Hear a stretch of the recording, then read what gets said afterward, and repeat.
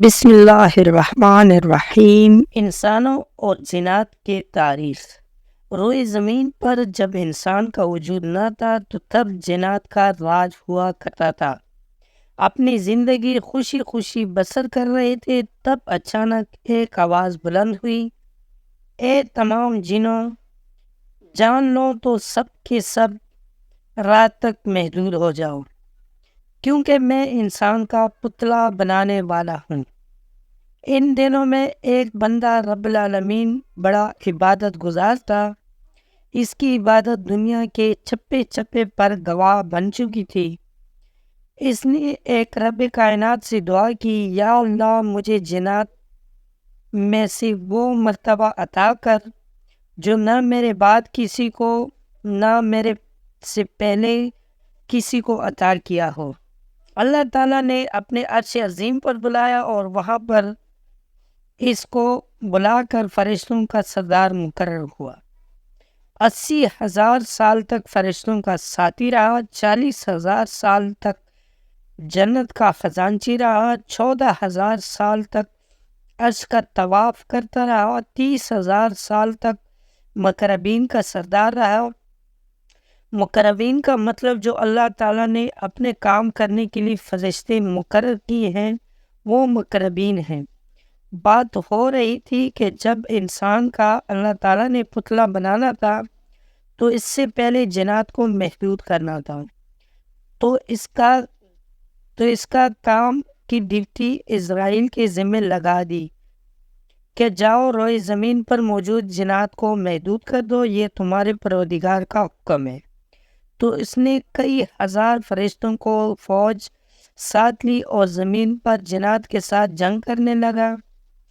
تو جب فرشتوں پر جنات حاوی ہو رہے تھے تو حکم ہوا کہ جاؤ جنت میں سے پانی کے پہاڑ اٹھا لاؤ اور ان جنات کے اوپر پھینکو۔ تو جب ایسا کیا گیا تو جنات کمزور پڑ گئے اور چلا اٹھے کہ ہمیں معاف کر دو، ہم آپ کے رب کا حکم ماننے کو تیار ہیں۔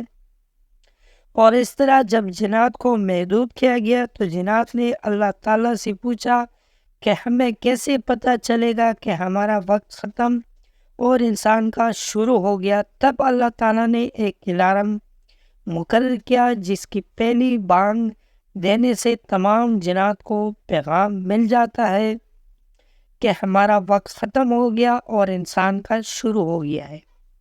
جی ہاں، آپ بالکل ٹھیک سمجھے ہیں، وہ الارم مرغا ہی ہے جو آج کل ہر گھر میں پایا جاتا ہے، جس کو ہم گاؤں میں بڑے شوق سے رکھتے ہیں اور ہم اس کو اپنی خوراک کے لیے استعمال بھی کرتے ہیں۔ پتلا آدم علیہ السلام کا بن ہی رہا تھا کہ اسرائیل آسمان پر ایک آیات مبارک لکھی دیکھتا ہے۔ وہ آیات یہ تھی، اعوذ باللہ من الشیطان الرجیم۔ تو اسرائیل 2000 سال تک روتا رہا، اے میرے پروردگار، کون تیرا اتنا نافرمان ہوگا جو اتنی بڑی نافرمانی کرے گا۔ اللہ تعالیٰ نے فرمایا تو اس مردود کو جلد ہی دیکھ لے گا۔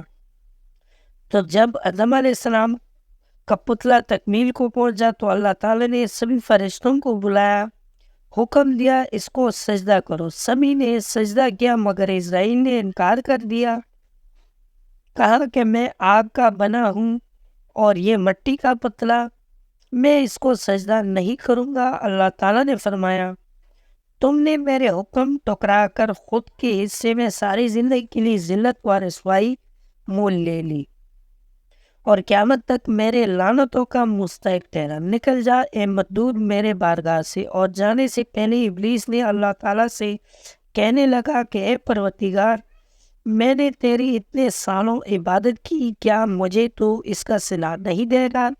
اللہ تعالیٰ نے فرمایا کہ مانگ، کیا مانگنا ہے؟ ابلیس نے کہا کہ مجھے قیامت تک زندگی بخش دے تاکہ میں تیرے راہ پر چلنے والوں کو بہکا سکوں۔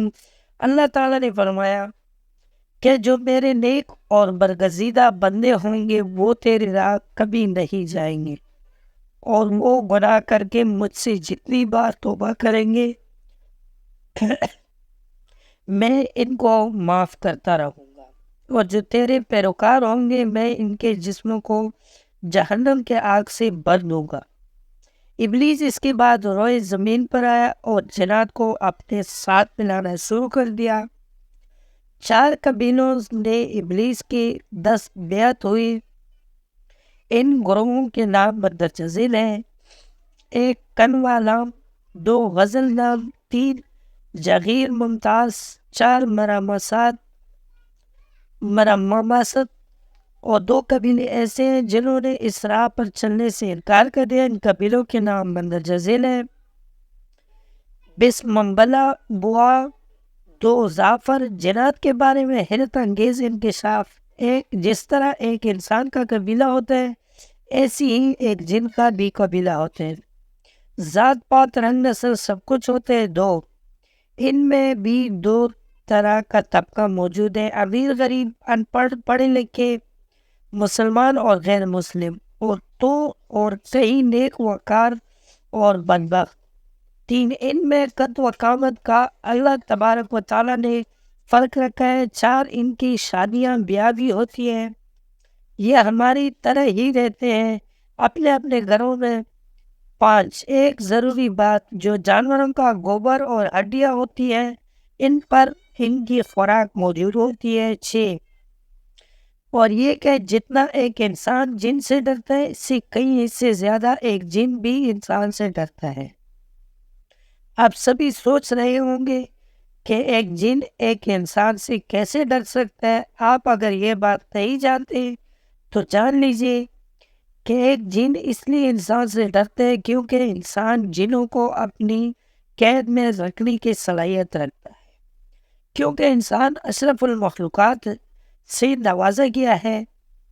تحریر لکھتے ہوئی کوئی غلطی ہو گئی ہو تو اللہ کا بندہ معافی کا طلبگار ہوں۔ اللہ تعالیٰ آپ کو اور آپ کے گھر والوں کو بیماری، مشکلات اور مصیبتوں سے محفوظ رکھے، آمین ثم آمین۔